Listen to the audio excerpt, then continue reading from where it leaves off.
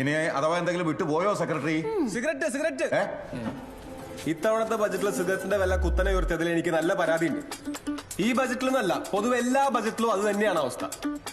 ഇതൊന്നും പോരാ, എന്റെ സിഗരറ്റ് കമ്പനിക്കാര് അവരെ സ്വന്തം ഇഷ്ടപ്രകാരം കൂട്ടുന്ന പൈസ വേറെ.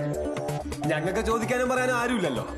ഞാൻ സിഗരറ്റ് വലി തുടങ്ങുന്ന കാലത്തുണ്ടായിരുന്ന ഒരു പാക്കറ്റിന്റെ വിലക്കാണ് ഇന്ന് ഒറ്റൊരെണ്ണം വാങ്ങി വലിക്കുന്നത്, അതും രൊക്കം കാശ് കൊടുത്തിട്ട്.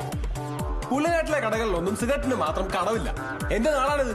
അത് മാത്രോ, സിഗരറ്റിന്റെ പാക്കറ്റിന്റെ പുറത്ത് ക്യാൻസർ കോസസ് സ്മോക്കിംഗ് എഴുതി വെച്ചിരിക്കുന്നു പോരാഞ്ഞിട്ട് ഓലക്ക മൊത്തത്തൊരു ഫോട്ടോ.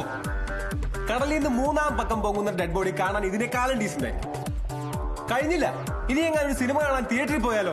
ശ്വാസകോശം സ്പോഞ്ച് പോലെയാണ്, ശോകം സീനാണ്. അത് കണ്ട മനുഷ്യൻ ടെൻഷൻ അടിച്ച് പണ്ടാൻ തുടങ്ങി അപ്പം തന്നെ പുറത്തു പോയി ഒരു സിഗരറ്റ് വാങ്ങി വലിച്ച് തിരിച്ചു വരും. അല്ല, ഞങ്ങൾ ഈ സിഗരറ്റ് വലിക്കുന്നവരൊന്നും ഇന്ത്യൻ പൗരന്മാരല്ലേ? അത് ഞങ്ങൾ തവിട് കൊടുത്ത് മേടിച്ചാണോ? തീവണ്ടി വിജിത്തെ നീ കുറിച്ചിട്ടോ?